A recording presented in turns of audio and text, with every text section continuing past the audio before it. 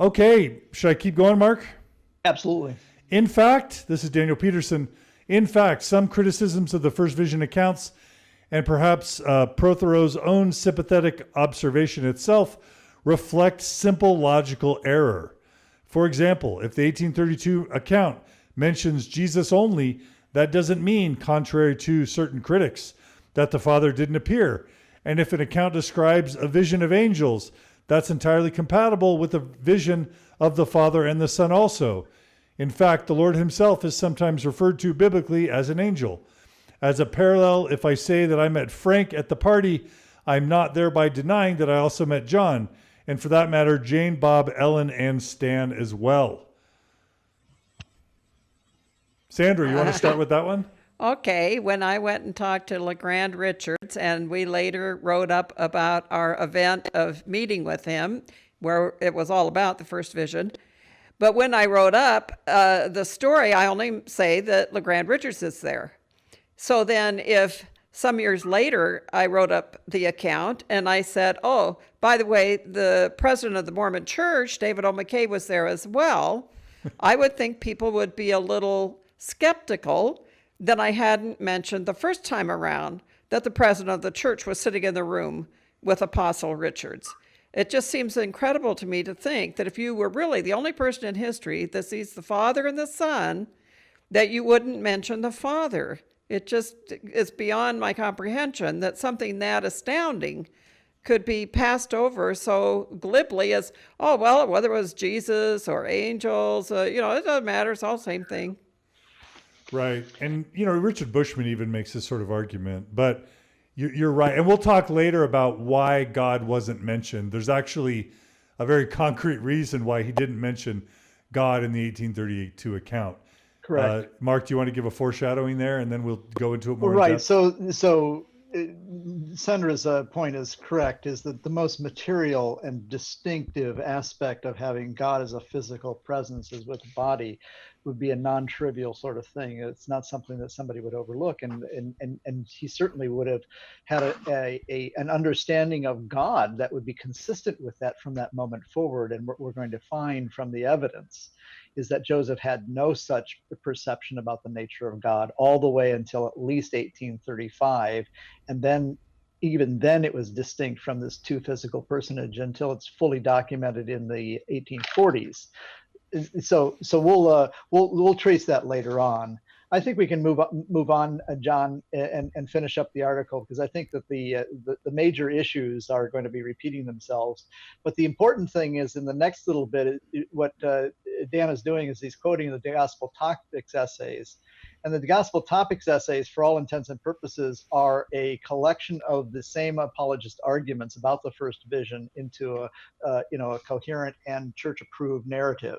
So when we say that, if the apologists themselves are misleading, if Dan Peterson is misleading, we can say, well, that's not an official spokesman for the church. Well, in fact, the Gospel Topics essays echoes these same misleading statements. If you want to go ahead and read that last portion of them. The official Gospel Topics essay on the subject from the LDS Church and online at lds.org, titled First Vision Accounts, provides a judicious and historically informed perspective. Quote, this is quoting the Gospel Topics essay on the first vision. The various accounts of the first vision tell a consistent story, though naturally they differ in emphasis and detail. Historians expect that when an individual retells an experience in multiple settings to different audiences over many years, each account will emphasize various aspects of the experience and contain unique details. Indeed, differences similar to those in the first vision accounts exist in the multiple scriptural accounts of Paul's vision on the road to Damascus and the apostles' experience on the Mount of Transfiguration. Yet despite the differences, a basic consistency remains across all the accounts of the first vision. Some have mistakenly argued that any variation in the retelling of the story is evidence of fabrication. To the contrary, the rich historical record enables us to learn more about this remarkable event than we could if it were less well documented. And I've even heard people say the fact that his account changed proves he wasn't making it up, because people, when the accounts are too similar, then it suggests a rehearsed account versus someone sincerely giving their best effort at an account. But what's relevant about this part, Mark, is that now it's not Daniel Peterson. This is something published by the LDS Church. So how is the LDS Church misleading us in this account? Who wants to be the first to take a stab at it? Sandra. No, go ahead. Mark. Go ahead, Warren. Warren. Oh, boy.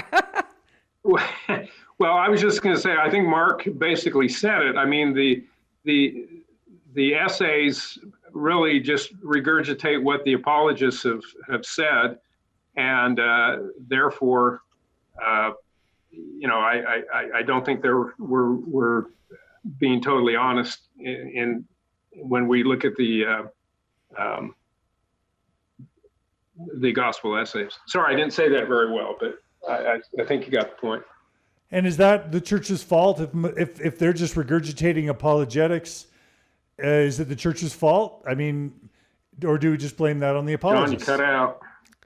No, I think it's not necessarily the church's fault to do that.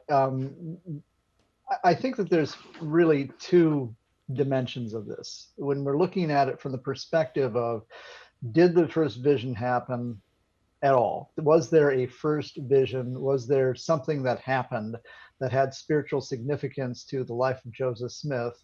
That's one question. And I think what Dan Peterson is taking as the perspective here is that the differences say that could never have happened. So in other words, the critics are making the argument that Joseph made it up. Some in our group here will have that position, others will not. So I mean, we come from a spectrum of belief with respect to the first vision. But the more important question is completely glossed over by this argumentation. And yes, because it says it tells a consistent story, then people will revert to the 1838 version as being that is the definitive record of what happened, and the others are just minor variations from that.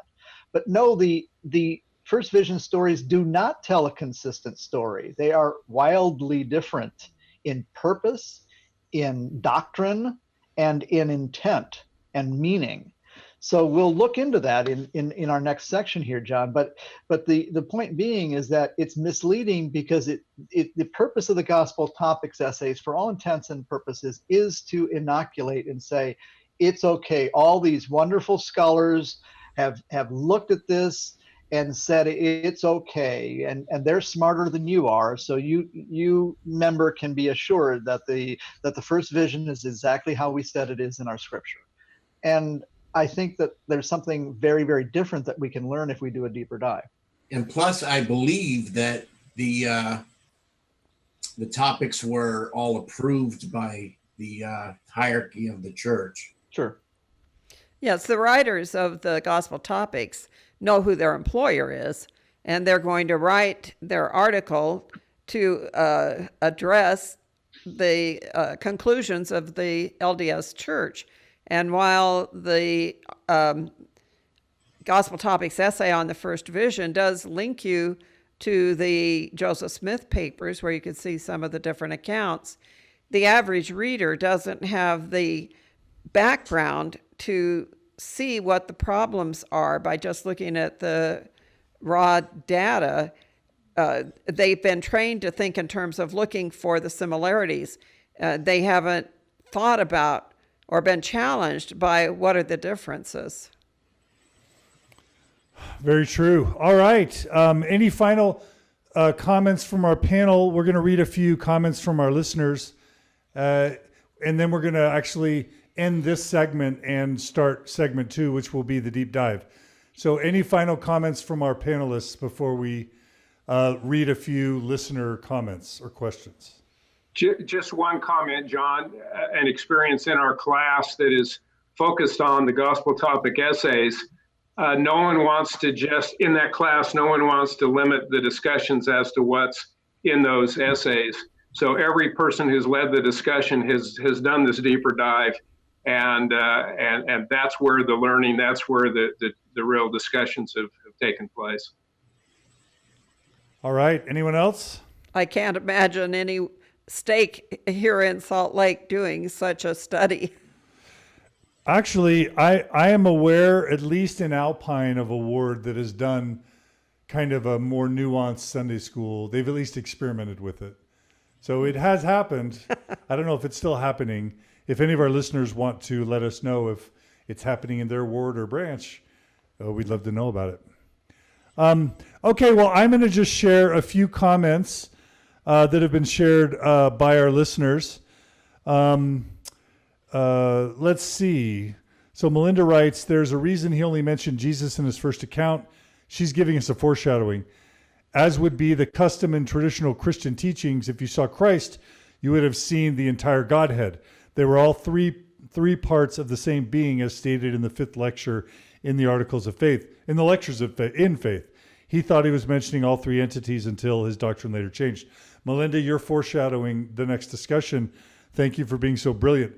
Mark reminds us that it's Robert Rittner, not whatever I said. Martine writes, once again, this is about the American church, not the worldwide membership. BYU studies and other independent publications were not and still are not available to non-English speaking members. Until the internet, they were not even available to members in the UK or Australia or any other English speaking members not in the US or Canada. A perfect example is Hans Matson, who was interviewed on Mormon Stories podcast and will be interviewed again if I have anything to do about it. Hans Matson served a mission in the UK, fluent in English, but couldn't really access non-correlated materials until the internet. And he became an area authority, 70 for the church, former stake president, right?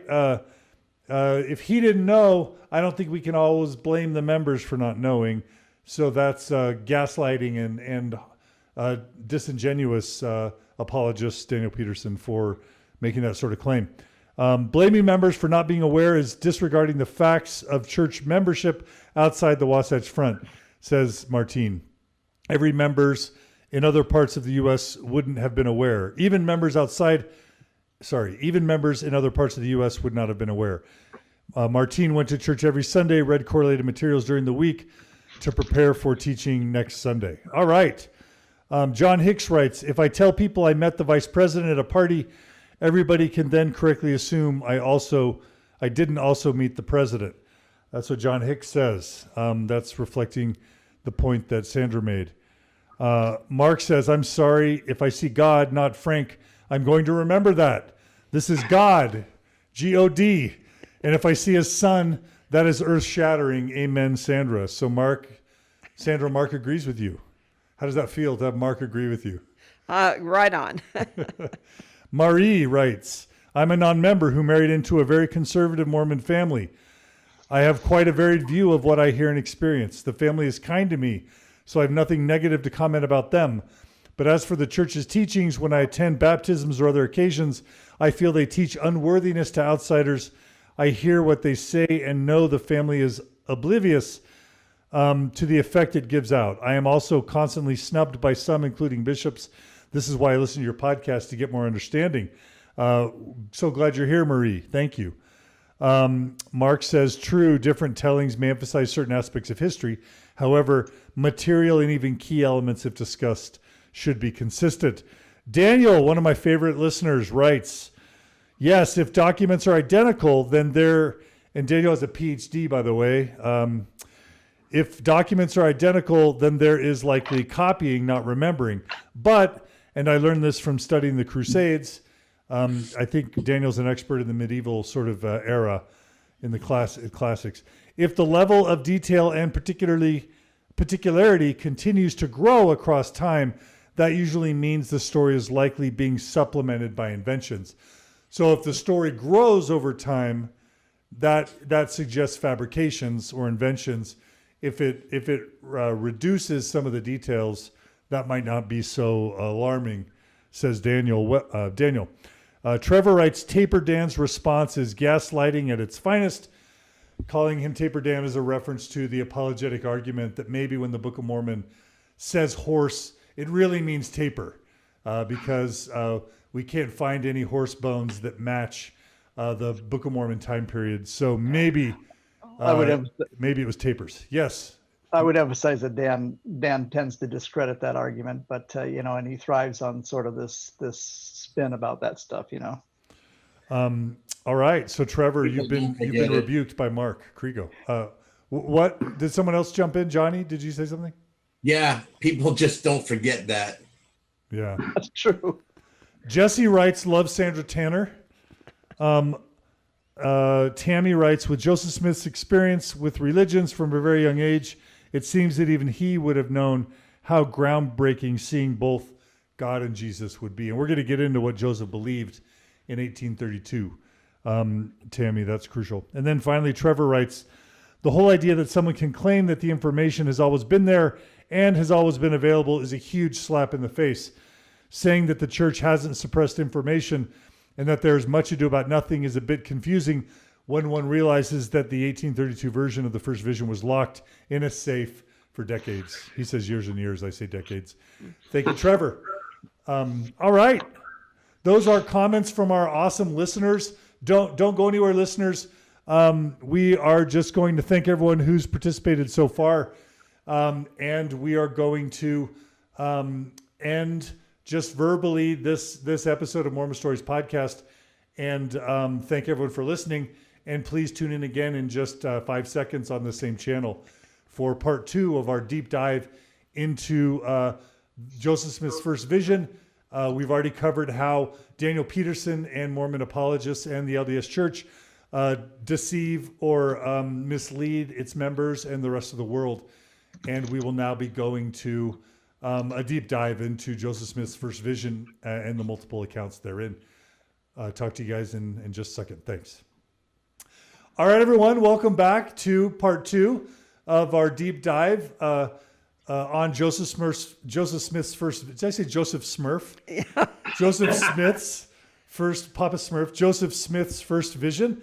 We are talking about how Daniel Peterson and Mormon Apologists and the LDS Church mislead and deceive its members through apologetics, and specifically around his treatment of Joseph Smith's first vision. We have discussed Daniel Peterson's article in length, how it misleads, gaslights, and deceives people in ways that are not only saddening and angering, but also are perceived as gaslighting. So that's what we covered in part 1. Please go back and listen to part 1. Read Daniel Peterson's article in the Deseret News so you can see how even the Deseret News is complicit in this misleading and deceiving people. We are joined on June 5th, 2018. I'm Dr. John DeLynn. We are joined by an illustrious panel of brilliant, thoughtful people, including Sandra Tanner, Mark Crego from A Thoughtful Faith Facebook group. We have Johnny Stephenson, right, Johnny? Yep. And we have Warren Ludlow from Dallas, who's a lawyer and a lay member who cares about this issue. We spent our time in the first episode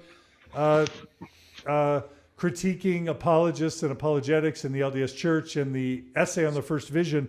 Now it's time to turn to the actual details on the first vision and Joseph Smith's multiple accounts. And we're just going to do that deep dive. So Mark Crego, where do you want to begin as we discuss the multiple accounts of Joseph Smith's first vision? Right, it's a good point. I think that the first thing to do is to highlight really the two principal versions. I mean, how many versions, panel, are there of the first vision out there extant? Johnny, you probably are a historian. 8 or 9. 8 or 9. I've got a listing of 10. Yeah. So, but I mean, principally, the two that we've looked at as being most significant is the 1832 version, which is the one that is in Joseph Smith's own handwriting. And I will send you, Tim, the link on Joseph Smith's papers for that, so people can look at it. It's in the chat box there if you want to send that out to people. So the 1832 version, the major differences, and this is kind of the critical thing that we need to focus on, is how different these things really are. So in the 1832 version, there are a number of things that aren't there. Now we can say an evidence of absence is not absence of evidence, or whatever the reverse of that is. In other words, the idea that something is missing doesn't mean it didn't happen. We'll accept that as being a valid criticism. However, when you look at what is there, there are some fundamentally different things. The 1832 version, Joseph Smith has already decided that all churches are false. And so he turns directly to the Lord, not for an answer to the question. There's been no, he makes no claim about the fact that there's some revival going on, an unusual excitement of the religion around religions. He doesn't talk about the going to the grove. That's fine. That's nothing. That's not really significant. But it is significant that he does talk about the fact that it happened, that he'd been thinking about this for about 4 years, from the time he's 12 to the time that he's 16. He says he's in his 16th year. He was around 16 years old when the first vision is happening. And we do know that the only revival that really has evidence where Joseph Smith's family actually started adhering to either the Presbyterian or the Methodists happened in 1824, whereas the timing of the 1838 version of the first vision happened in 1820. So there's a real disconnect between the historical narrative of what's going on. So in the 1832 version, Joseph Smith has already decided that all the churches aren't true, and he says that in his thing. And he goes to turn to the Lord, not for an answer to that question, but to receive a forgiveness of his sins. So there's difference in timing, but most importantly, a difference in purpose. The second difference that we see in the first vision is the meaning. Hey, Mark, really quick. Is it a big deal that 16 verses 14? I mean, I remember when I read these accounts thinking, if I saw God when I was 14, that would be different than if I saw God when I was 16. And I would remember the years and how old I was and the time and the place and the details. Is that age thing a big deal? And I'll ask the panelists too. It actually is, and I think Johnny's got the answer to that question, because as you approach the 1823 period and the 1824 period, which is when this is starting to happen, now you're getting into the exact same time frame that he has the first encounter with. First of all, he calls him Nephi, and then he calls him Moroni. In other words, there's a conflation now when he's starting to talk about being 16, 17 years old. He's talking about the same time frame as the vision of the angel. Johnny, do you have some thoughts on that? Well,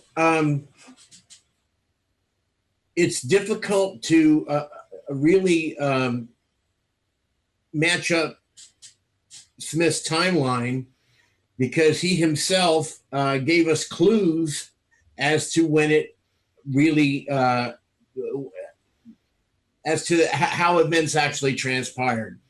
And there is a lot of evidence to show that his encounter with Moroni or Nephi or the treasure guardian, however you want to phrase it, was his first encounter with the divine, or of that kind of a nature. And Johnny, part of the reason we think that is because there's no record of Joseph ever telling anyone that he had this first vision until 1832, including his own parents or siblings. Is that right?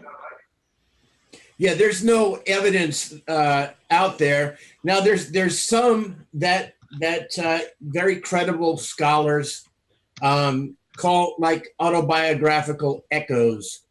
In the Book of Mormon, in the actual Book of Mormon, in the Book of Mormon, there is a reference to Mormon who grew up and had a vision of Jesus when he was 15 years old. Now, scholars like Brent Metcalf, who I spoke to on this, have looked at that chapter and saw a lot of similarities with Joseph's actual life. And so they think that there's something to the story, that something happened with him when he was around 15 years old. So that could be construed as evidence as far back as 1829 that something was written down by Joseph Smith. But Joseph Smith could also have gleaned that from the different people that were around him at the time, like Asa Wilde and a few other people who were having these experiences and published them. He could have read them, and later on incorporated that into the Book of Mormon or Mormon Story. And he might have taken some things from his own life and some things from what he observed. So the way that I look at it, I don't see how one can determine which are autobiographical and which are not. Totally. But regarding just the basic timeline, as far as the burned over district and the revivals and his age, even with the 1832 account versus the 1838 account, we've got major timeline discrepancies and problems. Is that true? Not so much with 1832, because there's not too much mentioned about the context of the time. It's simply that he has been studying this for some time, and we know that the Smith family did study the scriptures quite voraciously. They were, into folk magic. They were religious people, so it's something that certainly it was on his mind. So the 1832 version actually is quite helpful. It's probably more consistent with the time. The 1838 version has a number of problems. Right. I was comparing 32 to 38. Yeah. But yeah. Was someone going to say something? Well, I think that when you look at the 1832 account, you have to keep in mind what the understanding in his community was about God. And they all at that time would have been preaching and teaching that the Father, Son, and Holy Ghost were one God. That was the Book of Mormon God, one God. They would have not resonated with someone claiming they saw God and Jesus as two separate people. That wasn't a concept in Mormonism at the time, which says to me the 38 vision is an anomaly because it presents a view of God that would not have been current in the earliest period of Mormonism. Right. So talk to us about what, just really quickly, just really spell it out. So people's understanding of God and Jesus at that time in 1820, 1830, 1832 would have been what? Well, the early converts into Mormonism all came from Protestant backgrounds where they would have been taught on the Trinity. The Father, Son, and Holy Ghost are one God. And that's why you read the statement of the witnesses at the front of the Book of Mormon that the Father, Son, and Holy Ghost is one God. And the preface to the Book of Mormon, the very starting page, supposedly by Nephi, said the book came forward to the convincing of Jew and Gentile that Jesus is the Christ, the eternal God. So for Joseph to be saying something about the Father having a physical form would have gone against the earliest teachings that were in the movement. And in fact, but also, well, someone could say, well, but Joseph, he may have only said the Lord, but he knew that God and Jesus were different, but he was keeping that to himself because the members weren't ready for it yet. Is there, what's the evidence to suggest that both the Book of Mormon and Joseph Smith shared the view, that the Trinitarian view that God and Jesus were the same? Well, what's interesting is that in the Messenger and Advocate, in the Evening and Morning Star in 1832, in July of 1832, they published this: through Christ we understand the terms of which God will show favor and grace to the world. And by him we have ground of a paraíso access with freedom and boldness unto God. The scriptures discover not only matters of importance, but also of the greatest depth and mysteriousness. There are many wonderful things in the law of God, things we may admire, but are never able to comprehend. Such are the eternal purposes and decrees of God, the doctrine of the Trinity, the incarnation of the Son of God, and the manner of the operation of the Spirit of God upon the souls of men, which are all things of great weight and moment for us to understand and believe that they are, and yet may be unsearchable to our reason as to the particular manner of them. So they're advocating the doctrine of the Trinity in the 1832 Evening and Morning Star. That's fascinating. Mark, were you going to say something? Yeah. Sandra, did you want to say something, or is it okay if I go? Go ahead.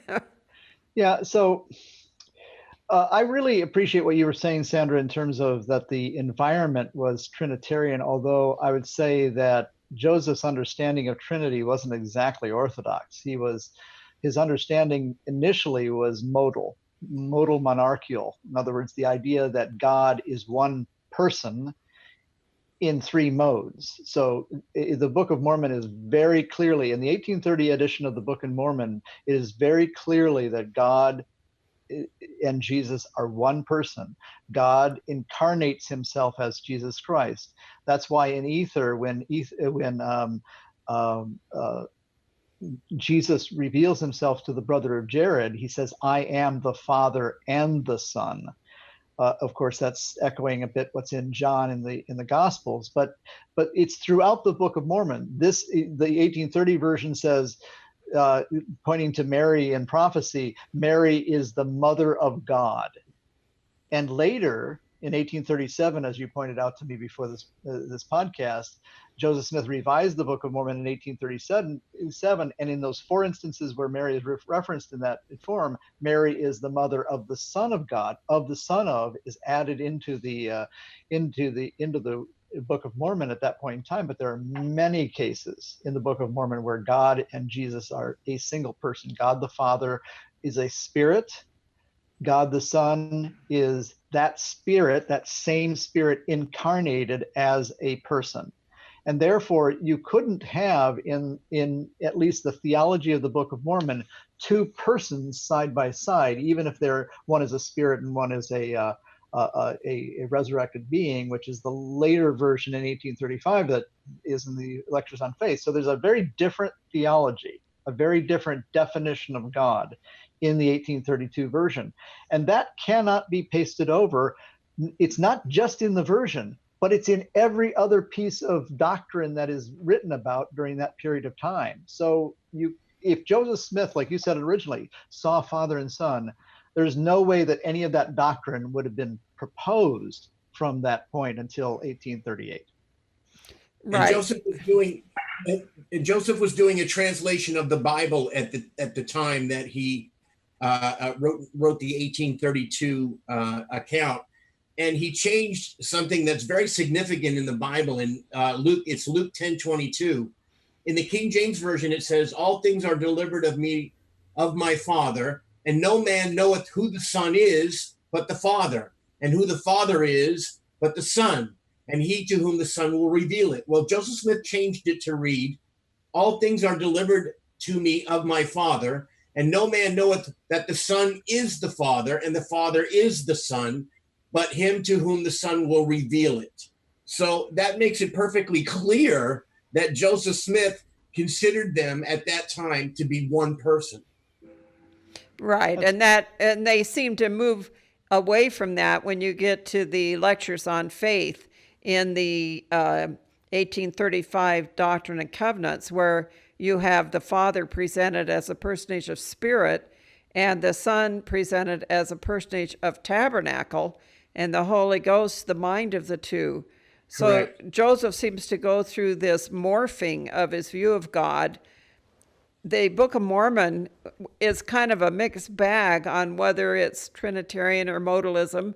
Yeah. It's what you would expect from a young man who was not trained in theology, of trying to explain the nature of God. But it clearly is not the view of God that the Mormons put out today. And it wasn't the view of God in the early 1830s of church literature.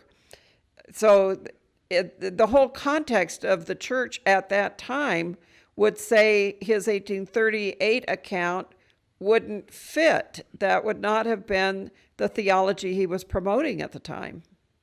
And I think that this even though he said later that it was, that he'd always thought that they were three distinct personages. Yes, so but the history of the church says no.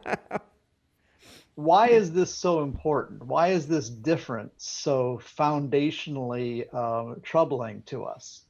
And I mean, I say it's troubling. It's not a trivial difference. It's not just saying, hey, well, just because he said the Lord didn't mean that he didn't see the Father as well. Yes, it does, because every other piece of evidence about what he wrote about for the next 7 years, or during this period, or 5 years, confirms a very different view of God. If Joseph Smith saw a physical being of God the Father and the Son, then none of those other things could have been written. It is not just that he was omitting something. He would be he would be unable to make those statements. And what Johnny pointed out in Luke, he would have never done if he knew that God the Father and Jesus Christ were two separate beings. It's just impossible.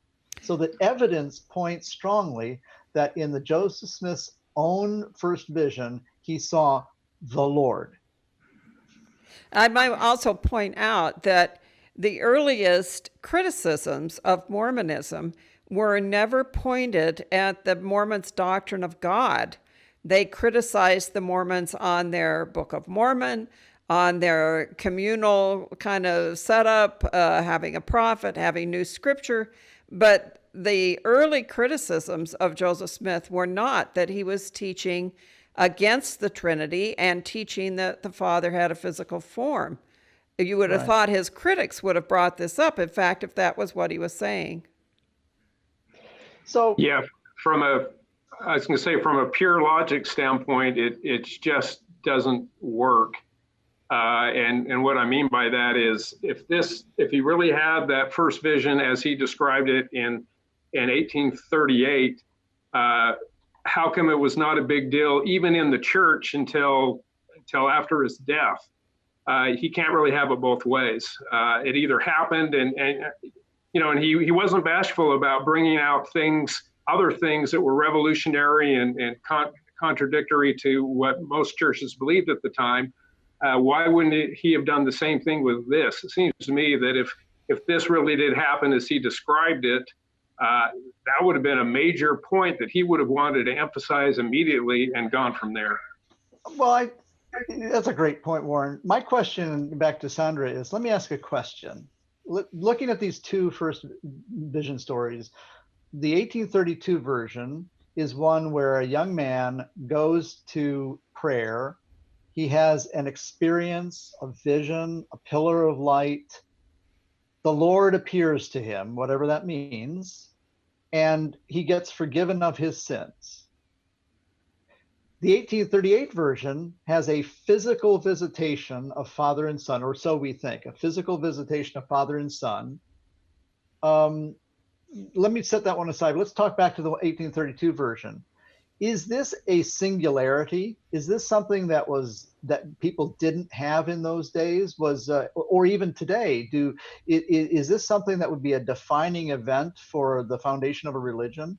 No, it wouldn't have sounded any different than many other people's stories at the time. We know of a number of stories of people through the revival meetings that spoke of having a conversion experience where they saw Jesus, or where they had a pillar of light, where they went and had this marvelous experience of forgiveness of sin. If he were simply telling the 32 account at the early stages of Mormonism, it would have not raised any particular attention. It would have sounded like a dozen other people's stories of seeing Jesus in some sort of vision experience and gaining forgiveness of sin. So that story would not have raised any eyebrows. Yeah, there was a great article published, I can't remember, let's see, it's in the Journal of Mormon History, and a couple of English professors, I believe, at Brigham Young looked at Joseph Smith's experiences compared to experiences in the area at the time, and found that it was very consistent with what other people in the area, particularly Methodists, were saying about the experiences that they were having. And let me just read one, because I thought this one was particularly interesting. This is from Philip Gatch, and let's see, I think, well, it was about the same time, I think 1816, but he says this: "The Spirit of the Lord came down upon me, and the heavens opened, shone around me. By faith I saw Jesus at the right hand of the Father. The Lord said by his Spirit, you are now sanctified. Seek to grow in the fruit of the Spirit."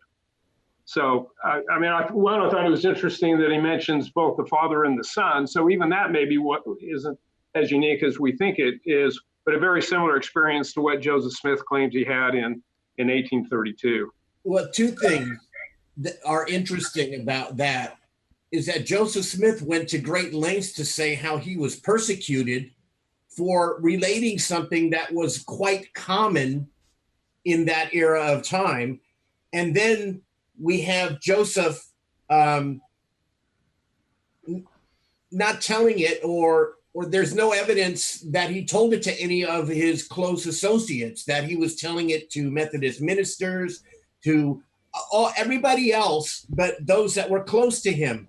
And some people that I know that are great historians say that, well, this was such a common experience that he did tell them, but they didn't feel the need to relate it because everybody was basically doing it. So it wasn't something that was so unique that they would recollect it or write it down like Lucy Smith. So there's both sides of that argument, which are interesting. But that would depend on whether you took the appearance of the Father and Son as being physically present as opposed to a vision experience. And I think the account that was read was of someone who was having a vision experience. And a Christian would view that like Stephen getting stoned in the book of Acts, looking up and seeing Jesus on the right hand of the Father. They would have viewed that as just a vision experience. The difference comes in whether you make the first vision tell you something specific about the Father as to physicality. That's where the real problem is. Just having some sort of vision experience wouldn't be so upsetting as when you say it taught you something about God's physical presence. And Mark, I know we're kind of stealing thunder for future sections. No, that was a great transition into that topic. But go ahead. But I just want to summarize for apologists, for the gospel topics essay of the first vision, for the LDS Church, when you try to say that the 1832 and the 1838 were complementary, you are being deceitful. You are being dishonest, because you know that Joseph Smith believed that God and Jesus were one in 1832 and in 1820. You know that the Book of Mormon has God and Jesus as one. You know that the Lectures on Faith have God and Jesus as one. So the reason that he didn't mention God the Father and Jesus in 1832 was because he believed they were one, and there's no reason that he or others would have ever accepted the idea that they would be seen as two individual personages in terms of some sort of communication. Is that an okay summary?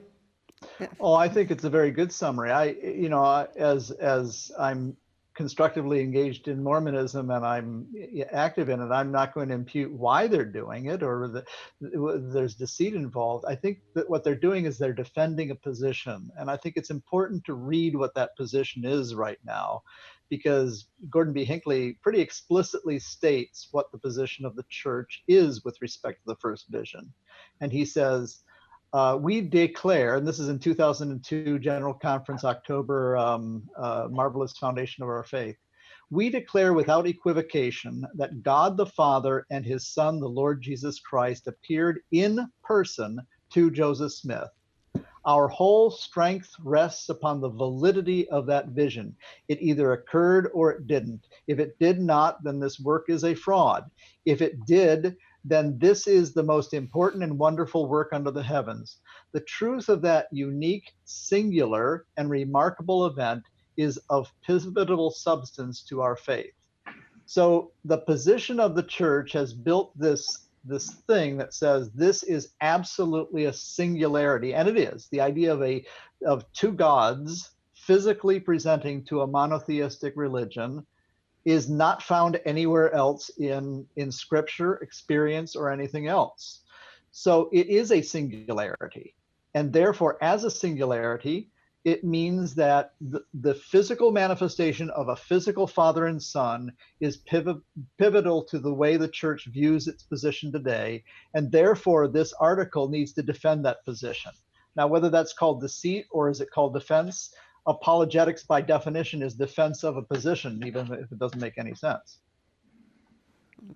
Absolutely. Yeah. Okay, so Mark. I think that what Sandra said earlier is correct. The people who wrote these gospel topics essays, and I thank them for doing it within the swim lane that they had available to them, were constrained to write that which defends the dominant narrative of the church. And that dominant narrative was explicitly defined by Gordon B. Hinckley, but he wasn't the first, and he certainly wasn't the last that has made that all or nothing statement. Either the first vision happened exactly as we believe it did, and the problem is that the evidence doesn't support that truth cart. In other words, when we say that there was a physical visitation by the Father and the Son, we've already talked about the Father and Son problem, but I think what Sandra was just pointing out is the next topic, which is about the visitation part of it. So coming back to you, John, is that, a good summary of where we are and where we need to go? Yeah, I just think that if you're going to try as the church or apologist or Daniel Peterson to talk about the 1832 account, if you omit what we know, Joseph, the Book of Mormon, Lectures on Faith, all agreed, in terms of a Trinitarian God. If we know that that's what they all believed and wrote about and thought at the time, that's why God and Jesus weren't written about as separate beings in 1832, not because he's just, not telling the full story. But okay. Dan is hired by the church. He's a professor at BYU. His right. salary comes from the church. You're not going to go against that. Right.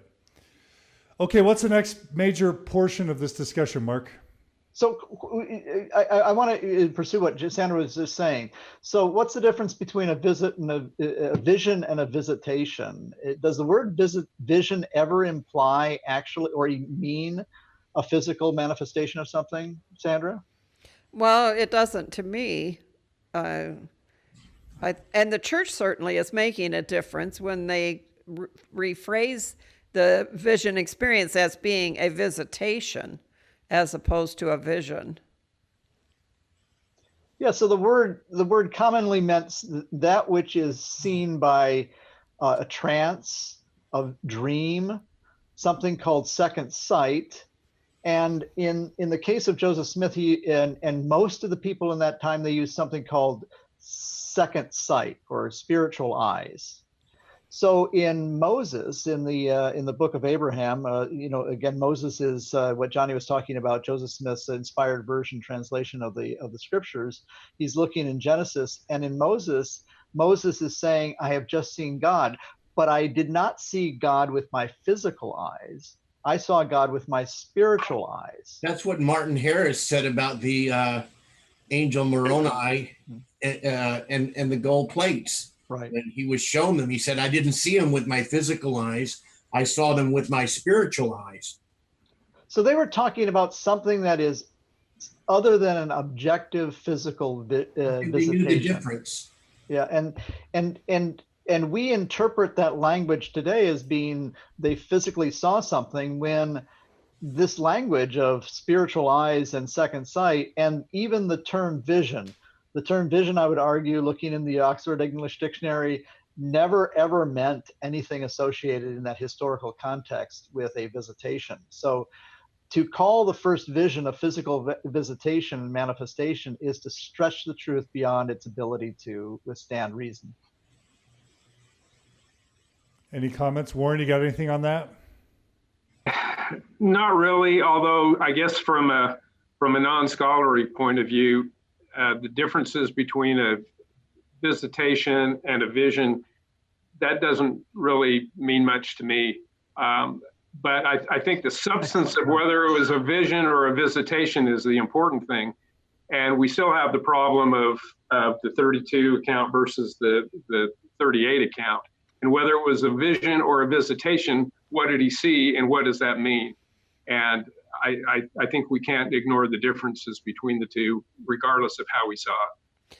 Well, I think in relation to that, you have in 1835, Joseph Smith telling how Mormonism got started and defining it as a vision of angels.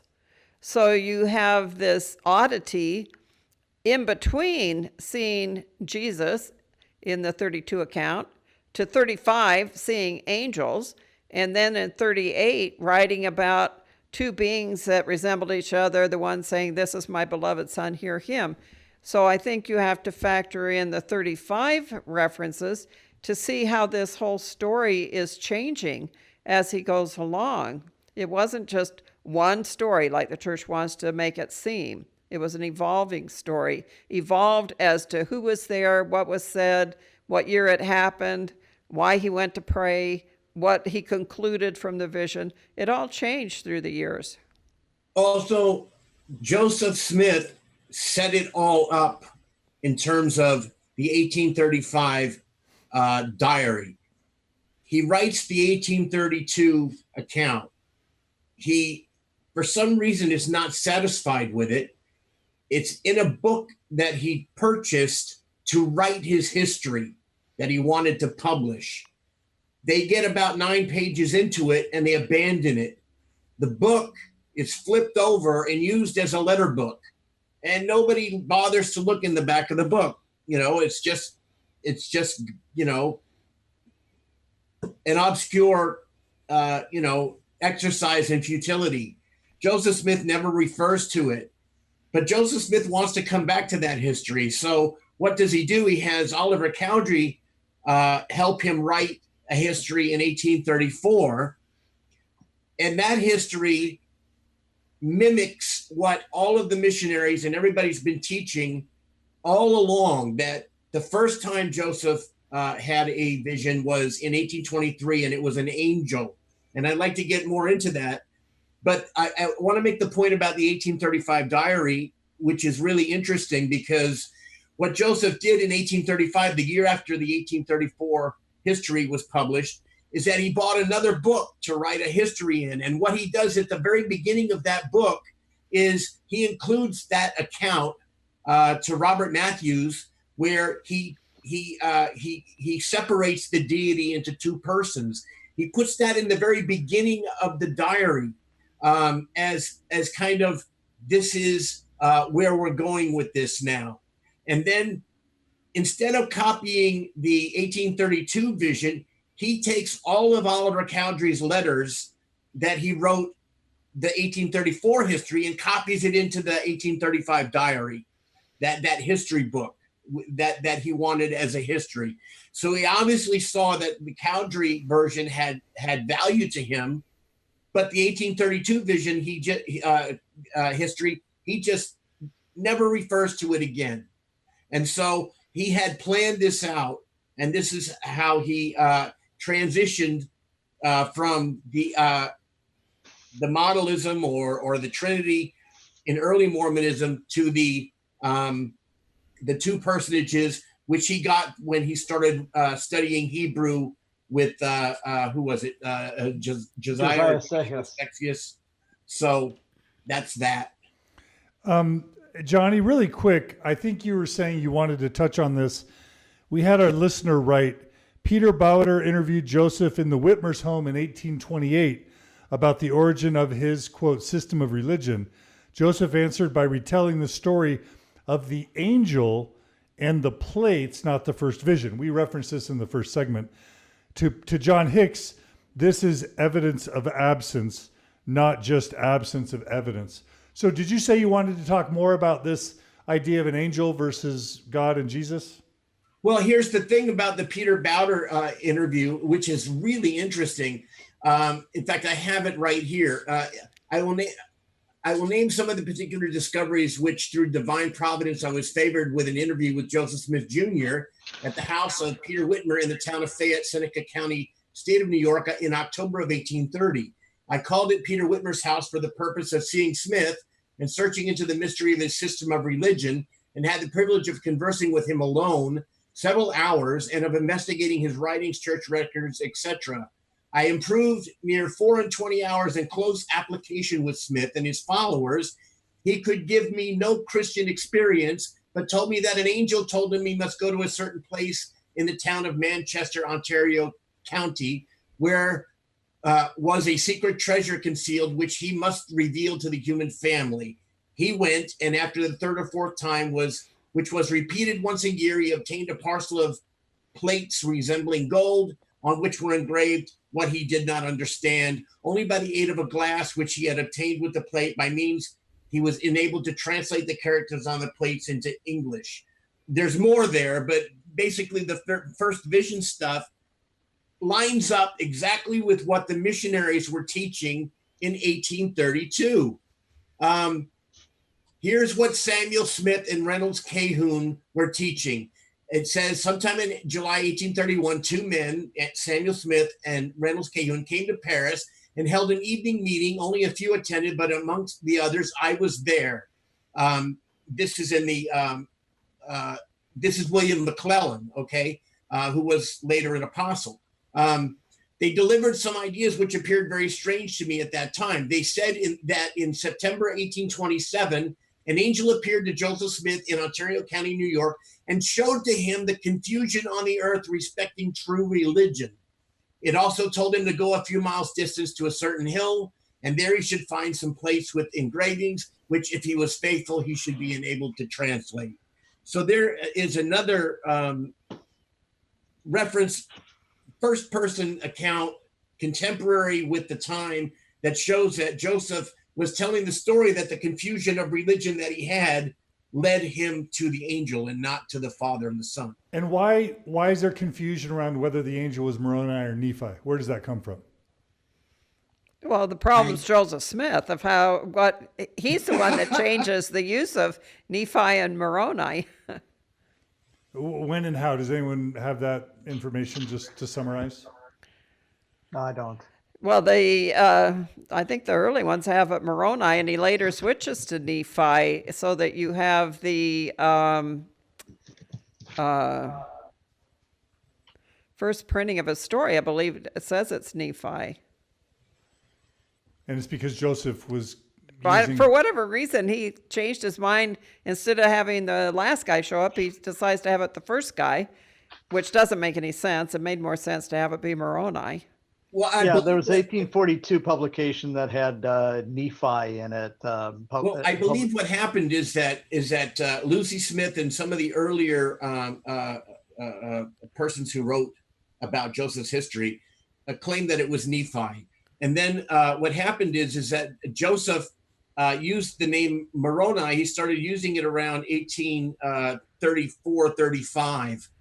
And he wrote a change to, I believe it was DNC 27, which Sandra has on her site, shows all the changes. And he wrote in Moroni, the name of the angel was Moroni in 1835.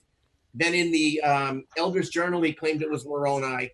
But then we had this strange thing happen when he starts compiling his 1838 history. He writes the name Nephi in there. And it was written by the scribe, James Mulholland, I believe. But what's interesting is that another scribe, Howard Corey, who we didn't learn, wrote a manuscript that wasn't released to the public until 2005 by the First Presidency. In his manuscript, which he says Joseph dictated to him, it also has the name Nephi. So it wasn't just a typo, or it wasn't just a mistake printed in the Times and Seasons, I believe is where it was printed in 42. It Millennial was Star. In these draft copies of his history. Well, I guess Daniel Peterson would say both Nephi and Moroni appeared to him. It just, it was interchangeable because they were both visiting. Yeah, and that's I'm being a bit of a smart aleck. I don't see it as a very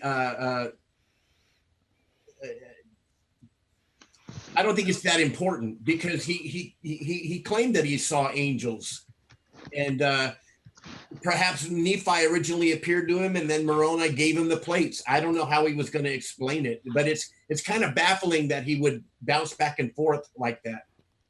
Yeah, I put a link into the chat here, or into the stream, that has an explanation of all the references to Nephi versus Moroni.